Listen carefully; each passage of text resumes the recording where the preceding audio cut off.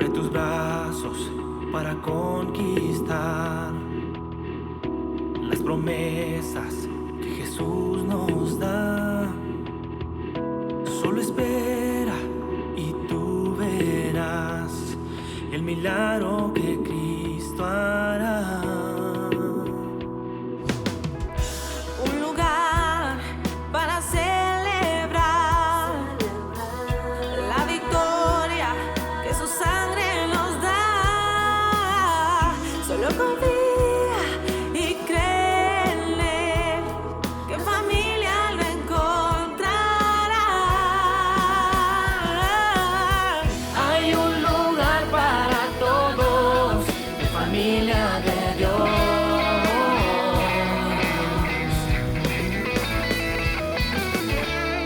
En familia de Dios.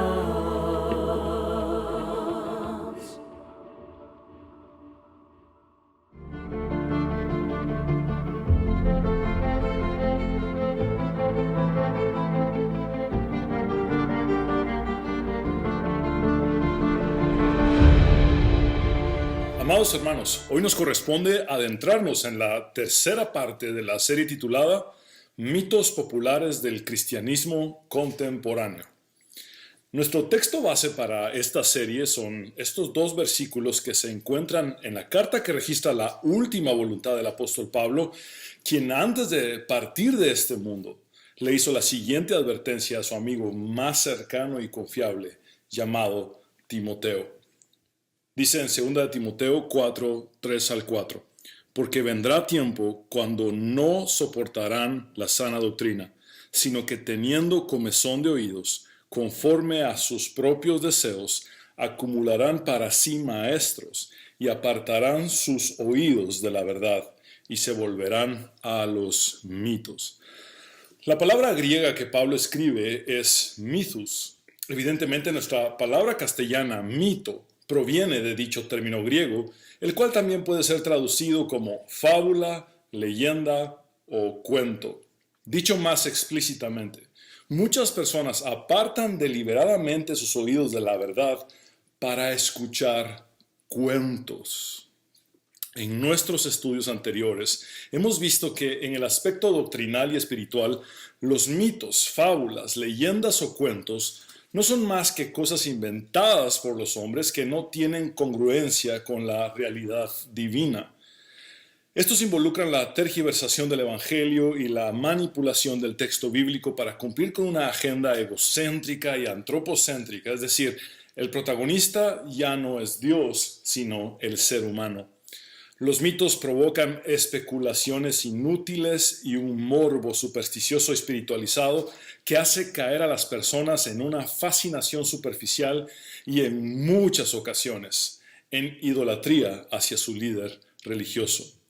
Larry Osborne dice en su libro titulado 10 cosas tontas que creen los cristianos inteligentes lo siguiente: las leyendas urbanas espirituales no son simples e inocuos malos entendidos. Se trata de errores espirituales peligrosos que con el tiempo producen dolor y desilusión en todos los que confían en ellos.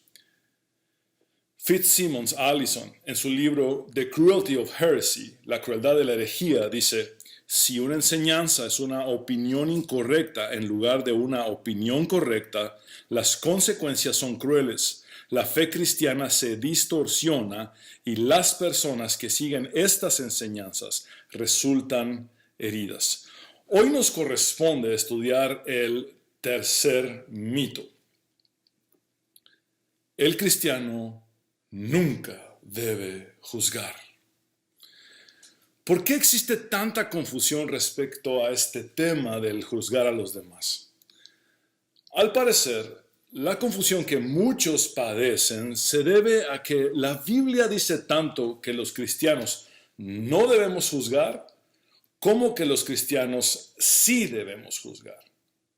¿Significa esto que la Biblia se contradice? Aunque en una lectura superficial podría aparentar que sí, lo cierto es que no hay ninguna contradicción cuando nos sumergimos en las profundidades de las Escrituras. En efecto, en su ministerio terrenal Jesús nos enseñó que no debemos juzgar y que sí debemos juzgar. Vamos a los textos que registran las palabras eternas de nuestro Señor. En el Sermón del Monte, Jesús dice en Mateo 7:1, no juzguéis para que no seáis juzgados. De hecho, es innegable que en la iglesia actual, uno de los dichos más difundidos de Jesús es no juzguéis.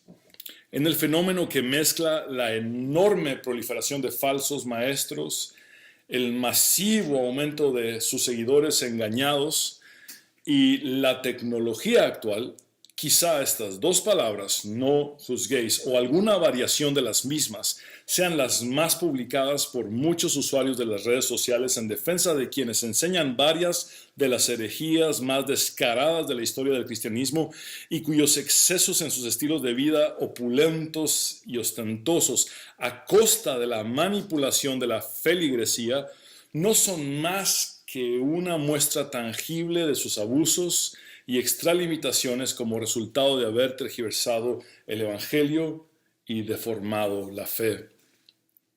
Otros, de manera personal, utilizan estas palabras de Jesús para silenciar toda crítica o evaluación negativa que pudieran recibir, interpretando su significado como nadie tiene el derecho de decirme que estoy mal o que estoy equivocado.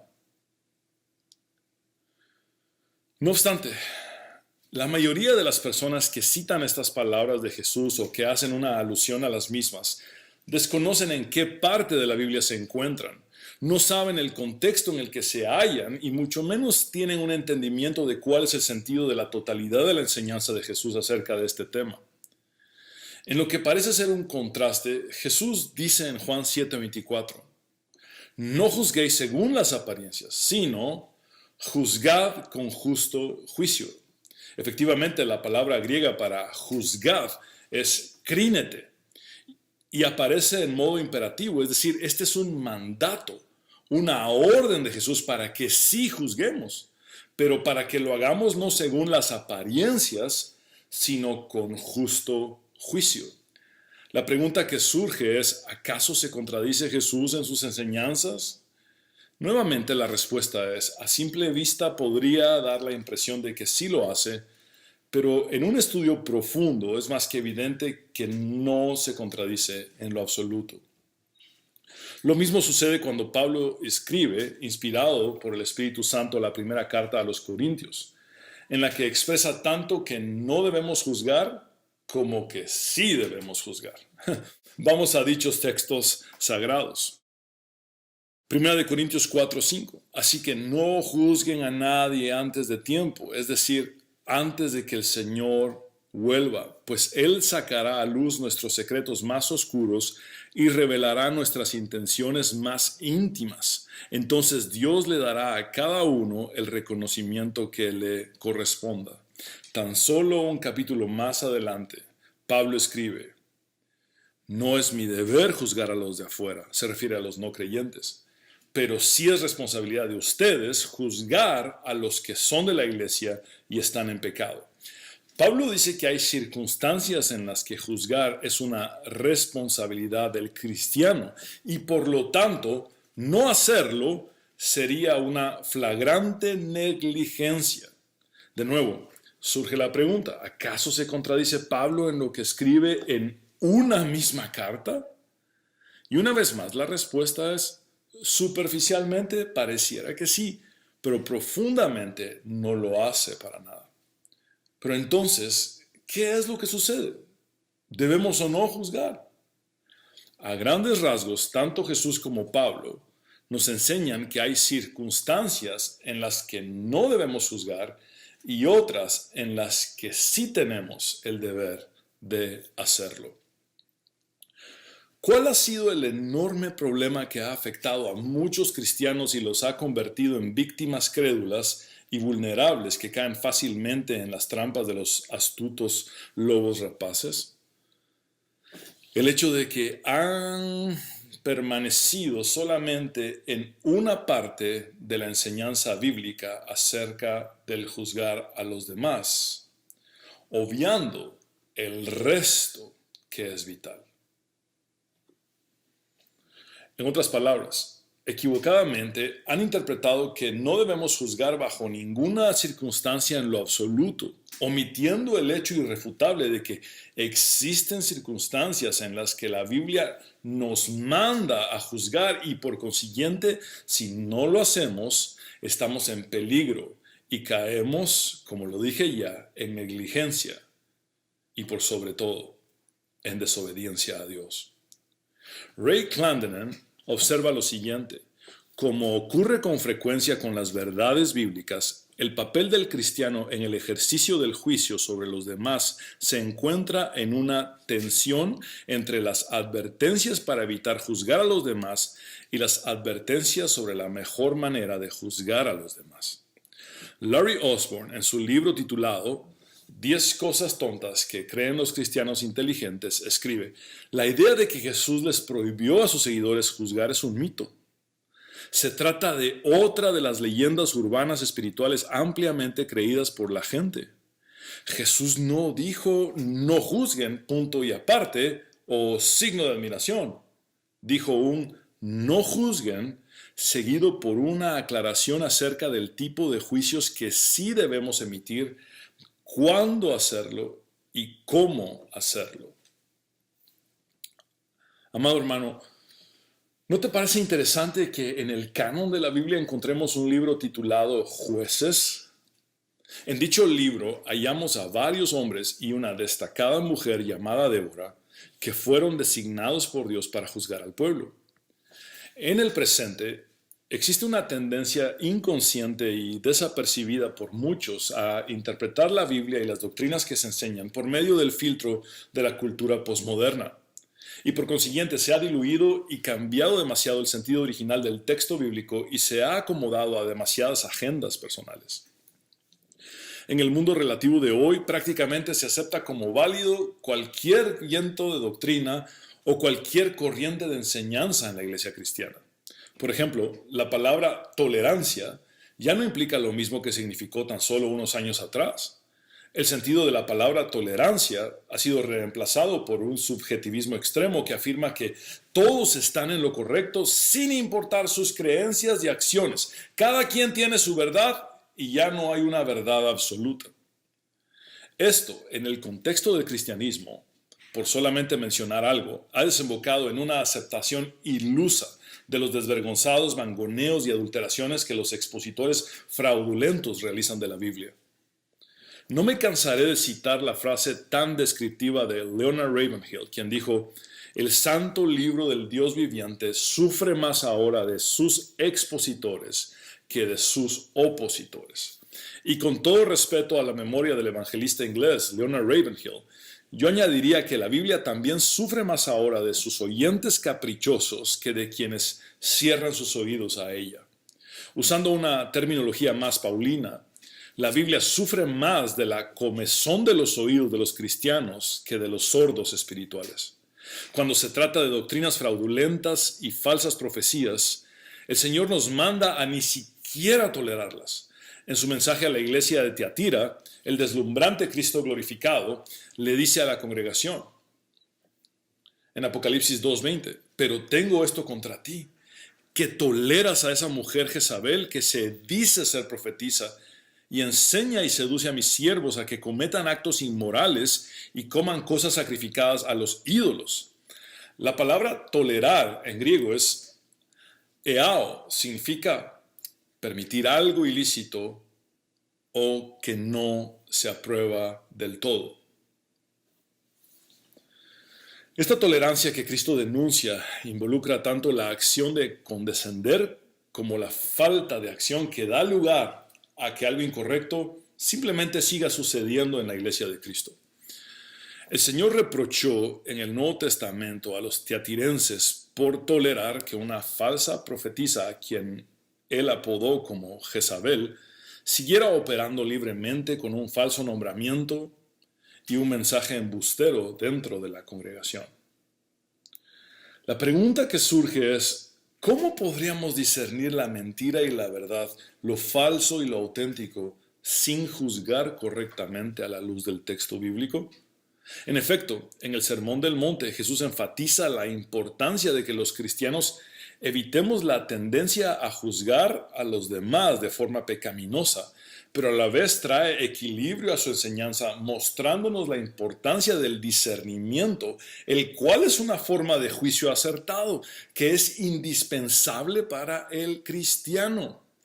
No olvidemos que dentro del mismo Sermón del Monte, después de decir, no juzguéis para que no seáis juzgados, Jesús también añadió, no deis lo santo a los perros, ni echéis vuestras perlas delante de los cerdos, no sea que las pisoteen y se vuelvan y os despedacen. Más adelante también dijo, guardaos de los falsos profetas que vienen a vosotros con vestidos de ovejas, pero por dentro son lobos rapaces. Por sus frutos los conoceréis. A grosso modo, y tratando de llevar a una máxima expresión de sencillez o simplicidad la enseñanza del compendio bíblico respecto al juzgar a los demás, anhelo hacerles ver que en la Biblia encontramos tres grandes entornos que involucran a diferentes grupos en los que el juicio del cristiano debe ser emitido bajo distintos lineamientos dados por Dios en la revelación de su palabra escrita. Primero, debo abordar el entorno que abarca el grupo de los no creyentes. Es en este campo de acción en el que muchos cristianos cometen el error de juzgar a los no cristianos como si lo fueran. Esto, si lo pudiera ilustrar a través de una variación de un conocido dicho español, es como pedirle peras al olmo. Con todo respeto y sin el ánimo de ser despectivo hacia los no creyentes, pero con el fin de darme a entender a los cristianos, es el equivalente a pararse delante de un árbol de olmo y señalarlo implacablemente por no dar peras. Larry Osborne dice, la Biblia específicamente prohíbe que juzguemos a los no cristianos a través de criterios cristianos. El apóstol Pablo escribió en 1 Corintios 5, 9 al 13. Cuando les escribí anteriormente, les dije que no se relacionaran con personas que se entregan al pecado sexual. Pero no me refería a los incrédulos que se entregan al pecado sexual o son avaros o estafadores o rinden culto a ídolos. Uno tendría que salir de este mundo para evitar gente como esa.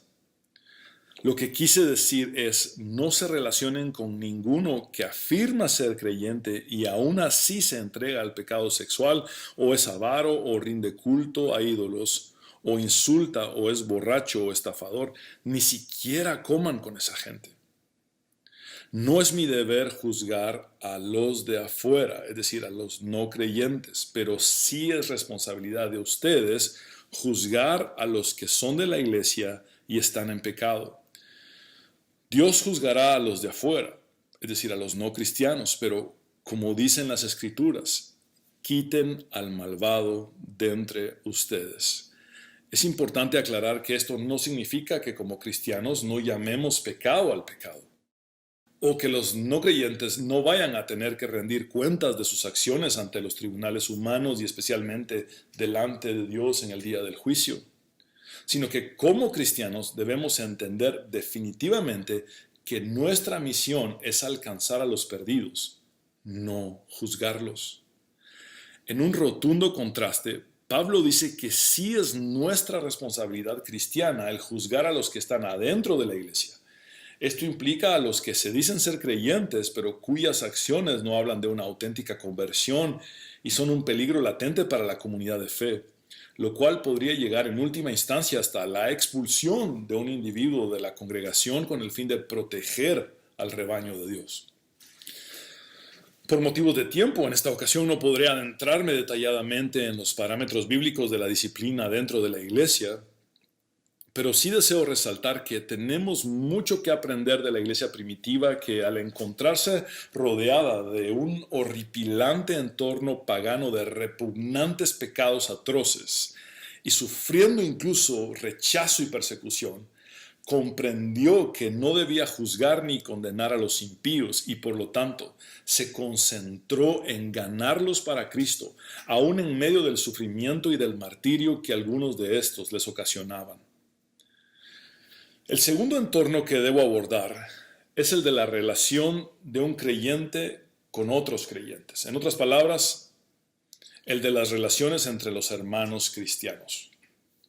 De acuerdo con la enseñanza de Jesús, el punto de partida debe ser evitar nuestra tendencia pecaminosa a criticar altaneramente a los demás y ocuparnos preponderantemente de nuestro propio caminar con Dios. Una de las formas más descaradas de hipocresía es centrarse en las culpas de otras personas sin haber tratado antes las faltas propias. La altivez santurrona nunca hará ningún bien a nadie, pero sí hará mucho daño tanto al que emite el juicio condenatorio y destructivo como al que lo recibe. Jesús dijo lo siguiente en el Sermón del Monte, y quiero resaltar anticipadamente que las palabras tu hermano son expresadas por Jesús en 3 ocasiones en estos 5 versículos. Así dice nuestro Señor Jesucristo: no juzguéis para que no seáis juzgados, porque con el juicio con que juzgáis seréis juzgados, y con la medida con que medís os será medido. ¿Y por qué miras la paja que está en el ojo de tu hermano, y no echas de ver la viga que está en tu propio ojo? ¿O cómo dirás a tu hermano, déjame sacar la paja de tu ojo, y he aquí la viga en el ojo tuyo? Hipócrita, saca primero la viga de tu propio ojo y entonces verás bien para sacar la paja del ojo de tu hermano.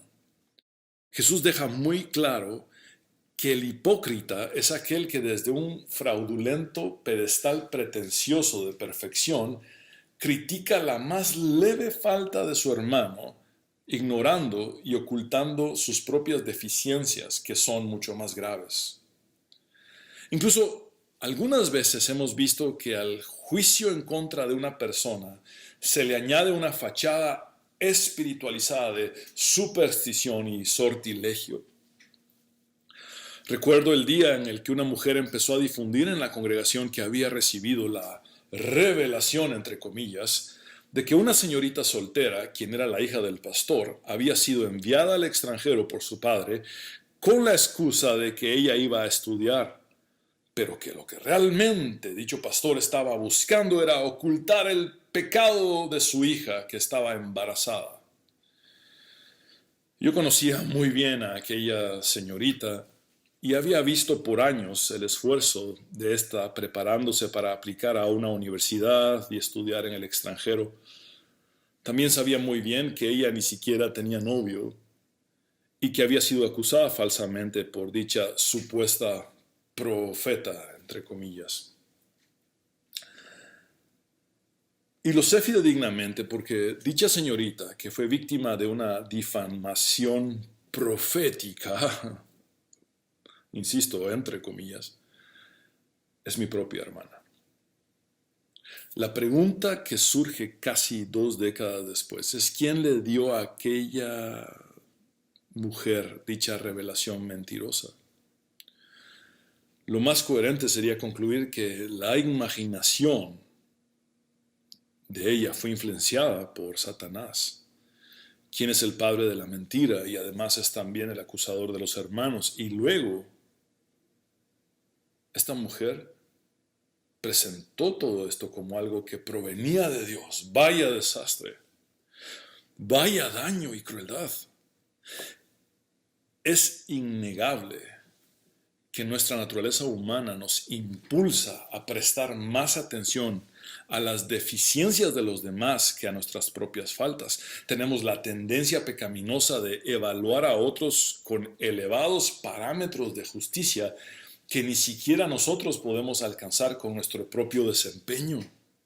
Es por eso que el mandato de Cristo se resume a que primeramente trabajemos corrigiendo nuestros propios pecados y después de haberlo hecho como cristianos espirituales, Podamos entonces, llenos de misericordia y en humildad, ayudar a nuestros hermanos a ser restaurados al igual que lo hemos sido nosotros.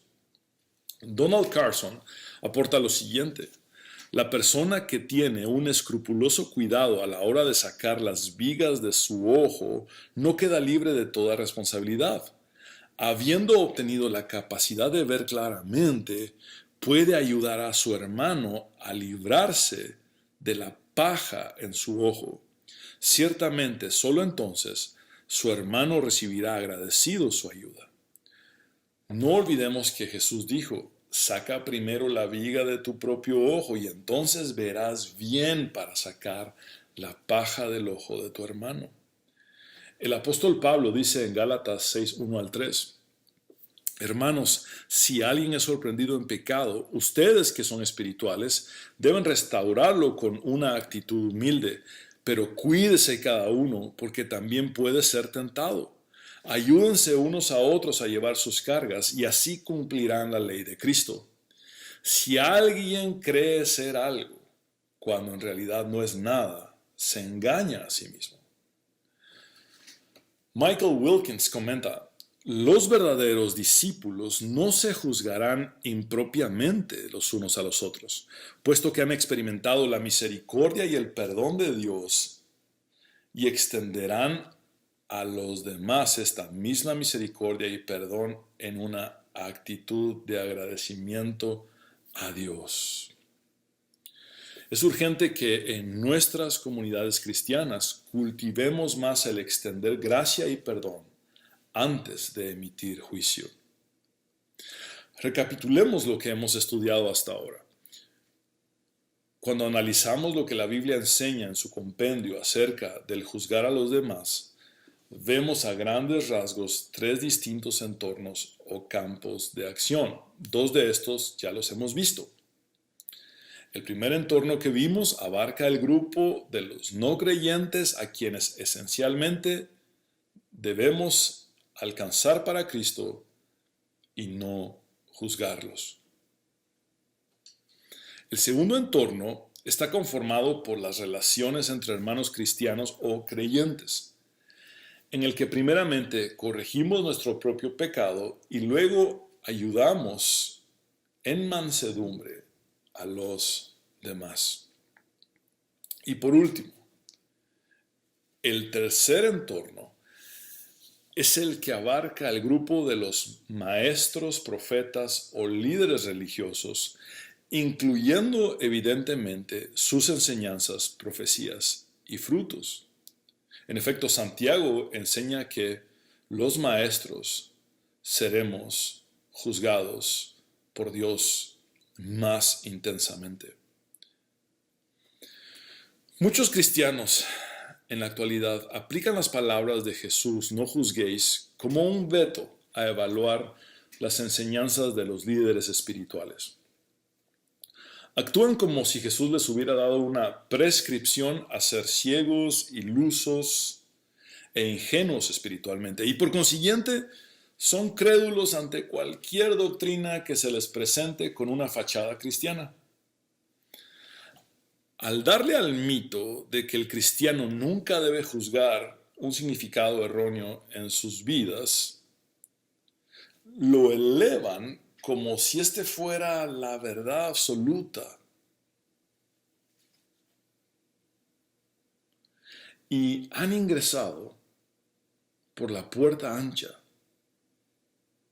Están andando por el camino espacioso y se han puesto en peligro eterno.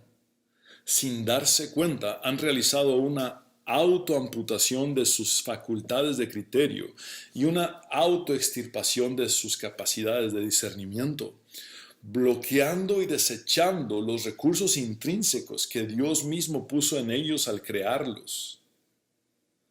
Han caído en darle la razón al maestro que siguen de manera irreflexiva, y esta es una forma de idolatría.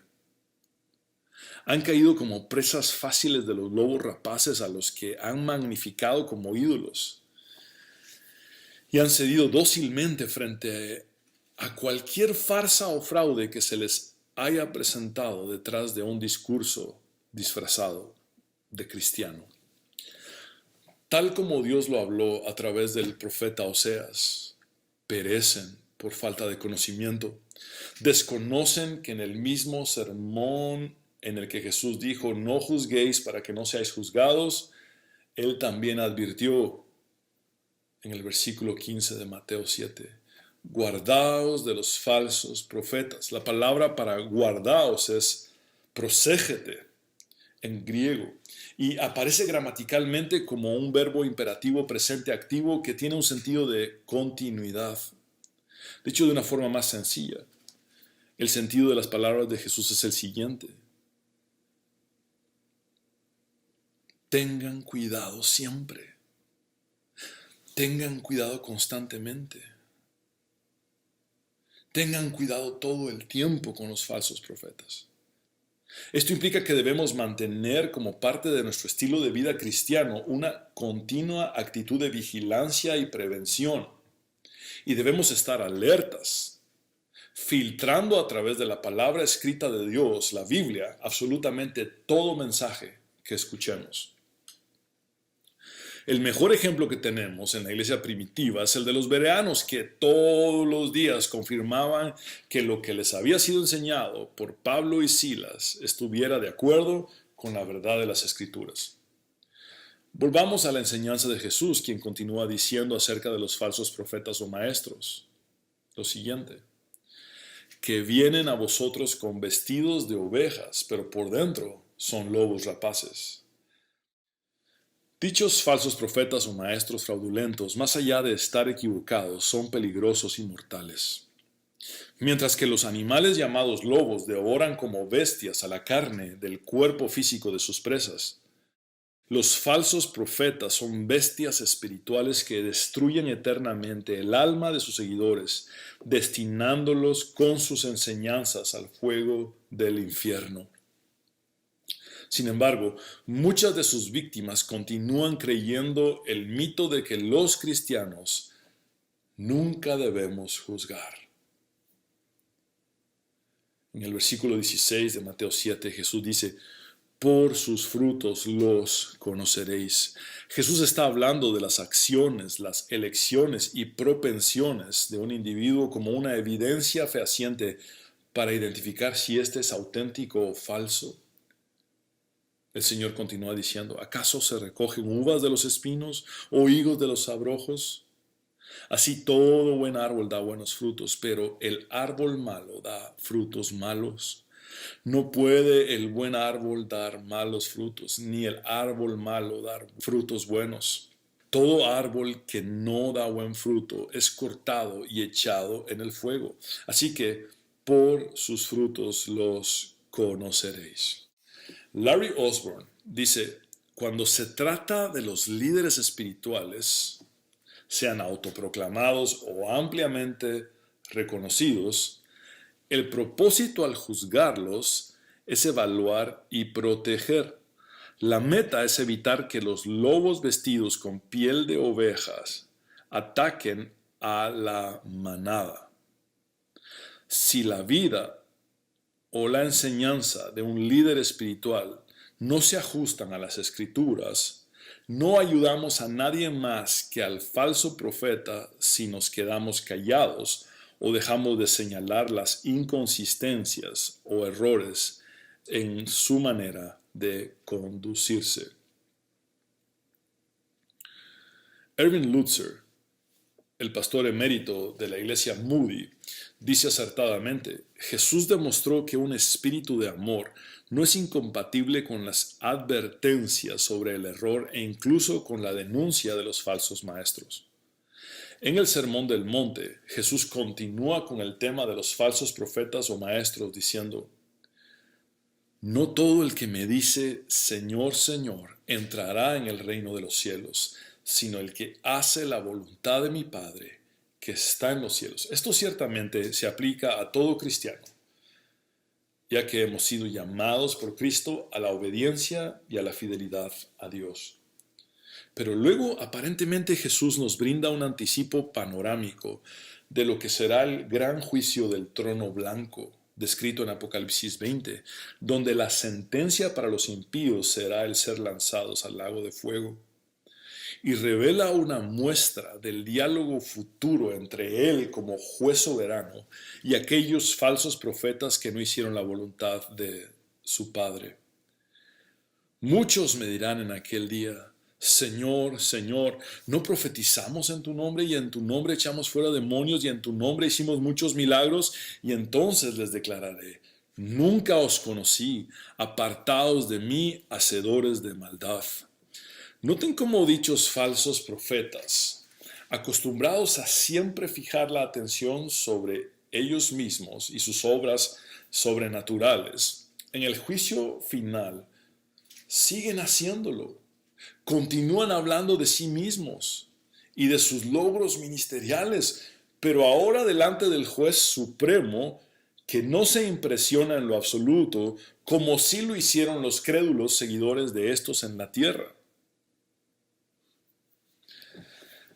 Y lo peor de todo es que estos falsos profetas no se irán solos a la condenación eterna, porque arrastrarán con ellos a sus seguidores. Martín Lutero dijo: cualquier enseñanza que no se encuadre con las Escrituras debe ser desechada, aunque haga llover milagros todos los días. Pablo escribió en Gálatas 1, versículos 8 y 9, mas si aún nosotros o un ángel del cielo os anunciare otro evangelio diferente del que os hemos anunciado, sea anatema. Como antes hemos dicho, también ahora lo repito: si alguno os predica diferente evangelio del que habéis recibido, sea anatema. Warren Wiersbe comenta: no importa quién sea el predicador, un ángel del cielo o incluso el mismo Pablo, si predica otro evangelio está bajo maldición. La prueba de que un ministerio sea efectivo no es ni popularidad ni señales y prodigios, sino fidelidad a la palabra de Dios. Quiero citar a mis profesores Craig Keener y Craig Blomberg respectivamente. Keener comenta: uno debe evaluar a los profetas por sus frutos, no por sus dones espirituales.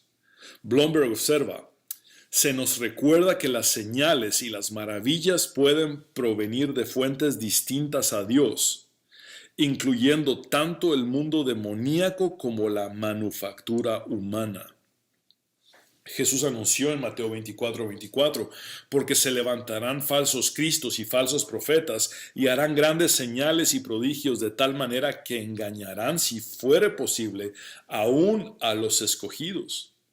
Quizá muchos de estos escogidos creyeron el mito de que el cristiano nunca debe juzgar. Erwin Lutzer brillantemente expone que existen dos clases o tipos de falsos profetas, y lo cito textualmente. La primera clase de falsos profetas son aquellos cuyas predicciones fallan, es decir, reclaman conocimientos especiales y anuncian cosas que no suceden. Debido a que Dios conoce el futuro de manera infalible, podemos estar seguros de que aquellos que reciben mensajes de Él siempre serán correctos en sus predicciones. Una falsa predicción es una marca segura de un falso profeta. Sin embargo, sus seguidores no se inmutan. Simplemente siguen asistiendo a las reuniones y enviando su dinero. Claramente, si un profeta predice el futuro de manera inexacta, no ha escuchado de Dios. Deuteronomio 18, 21 y 22 dice: tal vez te preguntes, ¿cómo podré reconocer un mensaje que no provenga del Señor? Si lo que el profeta proclame en nombre del Señor no se cumple ni se realiza, será señal de que su mensaje no proviene del Señor. Ese profeta habrá hablado con presunción. No le temas. Quiero resaltar que el texto bíblico dice: no le temas, refiriéndose al falso profeta. Amados hermanos, por más gritos y maldiciones que emita un falso profeta, incluso reclamando fraudulentamente que tiene una unción especial que muy pocas veces usa, pero que le sirve para destruir a todos aquellos que se oponen a él, nuestro deber bíblicamente es evidenciar y exponer sus enseñanzas y prácticas no bíblicas. Jamás debemos intimidarnos. Y si no hacemos sonar la alarma, estos individuos seguirán atrapando como lobos rapaces a las ovejas del rebaño de Dios. Lutzer continúa diciendo: el segundo tipo de falso profeta es aquel que predice el futuro con precisión y hace milagros, pero sigue siendo un hereje debido a sus falsas doctrinas. Deuteronomio 13:1 al 3 dice: cuando en medio de ti aparezca algún profeta o visionario y anuncie algún prodigio o señal milagrosa, si esa señal o prodigio se cumple y él te dice: vayamos a rendir culto a otros dioses, dioses que no has conocido, no prestes atención a las palabras de ese profeta o visionario. El Señor tu Dios te estará probando para saber si lo amas con todo el corazón y con toda el alma. Dicho de otra manera, aun cuando la profecía se cumpla y un milagro o señal sea realizado, según la Biblia, esto no es evidencia suficiente de que el profeta sea verdadero. La única evidencia de un verdadero profeta es que su mensaje y su testimonio sean fieles y se alineen a la palabra del único Dios verdadero. En el Nuevo Testamento, los apóstoles de Jesús nos advierten que necesitamos estar alertas, formar un criterio y tener discernimiento. Pablo dice en 1 Tesalonicenses 5, 21 y 22, examínenlo todo, retengan lo bueno, es decir, lo que es genuino, auténtico y no ha sido adulterado. Absténganse de toda especie de mal. El mismo apóstol Pablo dice en Filipenses 3:2, tengan cuidado de los perros. Hay un agudo sarcasmo de Pablo en dichas palabras. Tenemos registros históricos de que en el tiempo en el que Pablo escribió esta expresión, ya se utilizaban en el Imperio Romano los rótulos que decían, cuidado con el perro. En el contexto judío del Nuevo Testamento, los perros eran carroñeros. La expresión perro aplicada por un judío a otra persona connota una acusación de perversión, impureza e inmoralidad. Pablo continúa diciendo, cuídense de los malos obreros, es decir, de los falsos siervos de Dios y de los que mutilan el cuerpo. En el contexto inmediato se refiere a los que querían judaizar a los gentiles circuncidándolos. En el sentido más amplio se refiere a cualquiera que predique un evangelio diferente. Por ejemplo, el apóstol Juan dice en su primera carta, amados, no crean a todo espíritu. Literalmente, dejen de creer a todo espíritu. Y continúa diciendo, sino pongan a prueba los espíritus para ver si son de Dios, porque muchos falsos profetas han salido por el mundo. Vean cómo Juan presenta dos esferas espirituales opuestas entre sí. Una en el ámbito del Espíritu Santo y la otra en el ámbito demoníaco. La sana doctrina proviene del Espíritu Santo y la falsa doctrina del padre de la mentira, que es Satanás. El Nuevo Testamento nos enseña que el cristiano debe tener una opinión formada acerca de una persona que esté afectando negativamente a la iglesia de Cristo. Por ejemplo, Pablo escribe en 1 Timoteo 1:20, Himeneo y Alejandro son dos ejemplos. Vean cómo Pablo los menciona por nombre propio. Tenemos indicios de que Himeneo había caído en enseñar herejías y que Alejandro se había opuesto a la enseñanza de Pablo.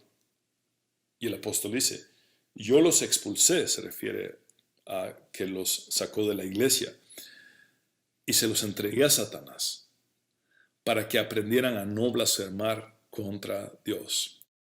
El deseo del apóstol no es la destrucción de estos hombres, sino la disciplina que les diera la corrección que necesitaban para que ellos pudieran aprender a no blasfemar contra el Señor.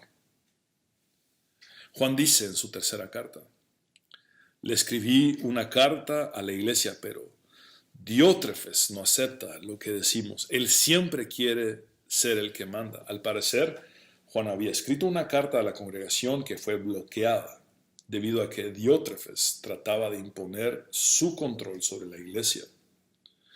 Juan denuncia a este individuo como una persona con ambición orgullosa y deseo de promover su autoridad personal sobre los demás. El biblista Plomer comenta que Diótrefes quería bloquear la autoridad de Juan para formar una iglesia autónoma para sí mismo con fines de gloria personal y muy probablemente también con fines de lucro. Quizá alguien que ha estado escuchando esta serie acerca de los mitos populares del cristianismo contemporáneo haya dicho para sus adentros o esté pensando, lo que este pastor está evidenciando va a causar división en el cuerpo de Cristo, va a terminar por separar a la iglesia.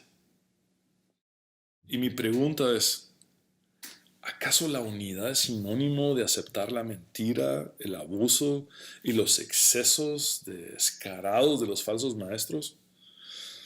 No, no existe unidad fuera de la verdad de Dios. Y me temo que muchos de esos falsos maestros nunca han sido legítimamente parte del cuerpo de Cristo. Y si acaso un día lo fueron, ahora solamente se dedican a contaminarlo y enfermarlo con sus enseñanzas. Pablo, refiriéndose a la instrucción de estos, dice, y su palabra carcome como gangrena o cáncer. Lutero dijo sabiamente, es mejor ser divididos por la verdad que ser unidos por el error. Lutzer observa con preocupación que en nuestros días, bajo la bandera de la unidad se tolera casi cualquier desviación doctrinal y las faltas a la moral se perdonan rápidamente.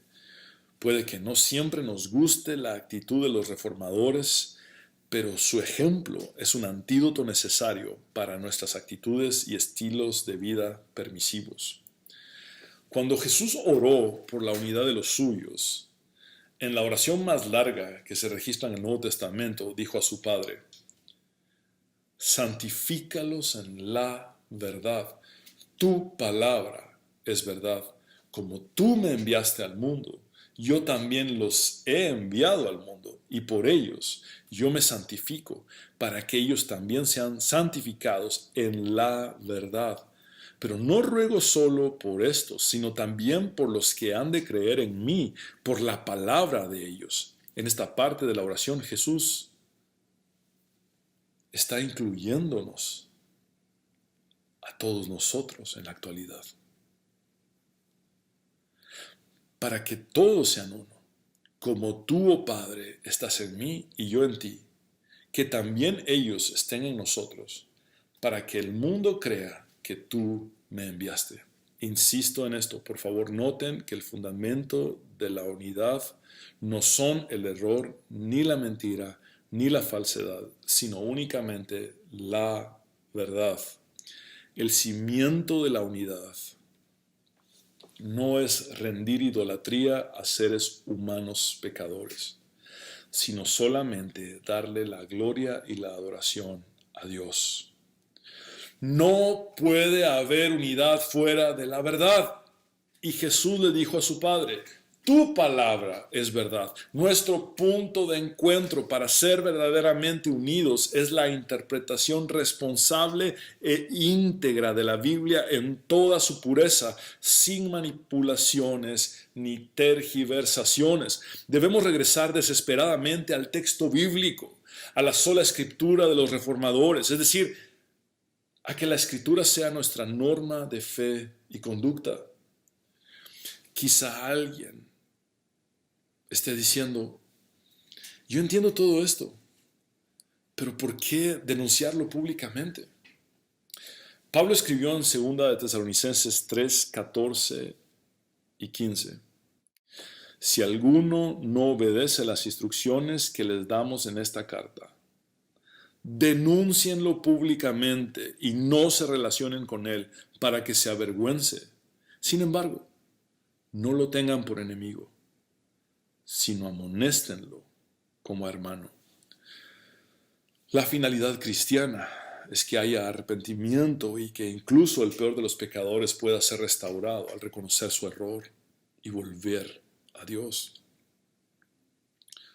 Lutzer dice, debemos atesorar y defender la verdad incluso cuando tengamos que arriesgarnos a ser malentendidos o causar una ruptura en la comunión personal.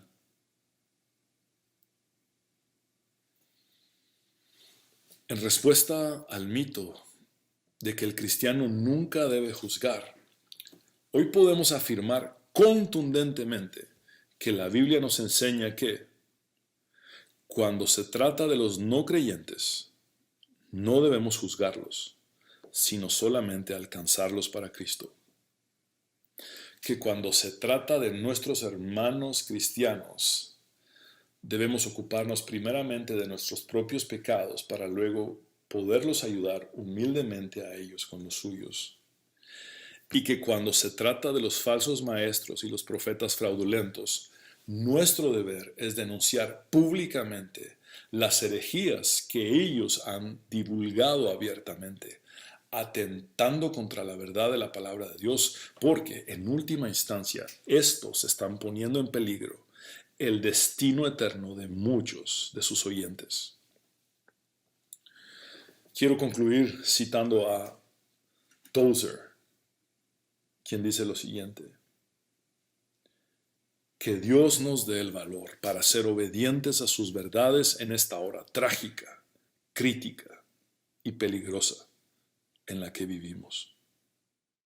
Amados hermanos, les invito a que oremos. Señor, te damos gracias por abrir nuestros ojos con tu palabra. Gracias, Señor, porque al conocer la verdad somos libres. Y somos libres en esta ocasión del mito que dice que los cristianos nunca debemos juzgar. Señor, enséñanos a poder discernir el entorno en el que nos estamos moviendo, el campo de acción en el que nos estamos desempeñando, y así poder entonces emitir o no el juicio que corresponda. Señor, gracias por tu amor y tu bondad. Ten misericordia y compasión de tantos oyentes cuyos oídos se han desviado deliberadamente a los cuentos, y tráelos de regreso al texto bíblico en toda su pureza. Te lo ruego con todo mi corazón, amado Dios, en tu nombre, Jesús. Quiero hablar contigo, hombre y mujer, que necesitas entregar tu vida al Señor. Haz esta oración de fe conmigo y habla con Dios como nunca antes lo has hecho, creyendo con todo tu corazón y confesando con tus labios.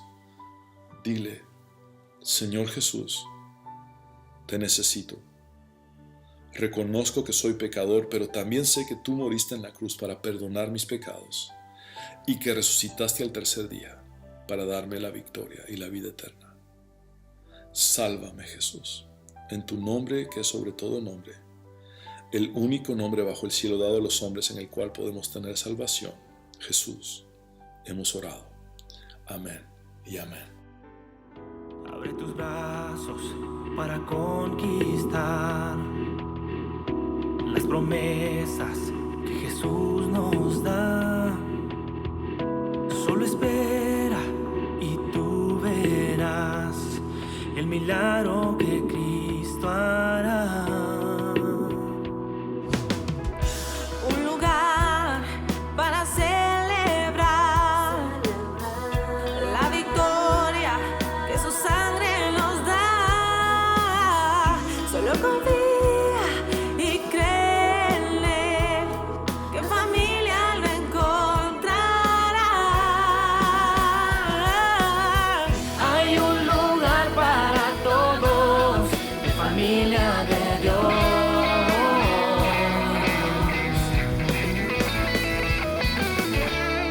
En familia de Dios.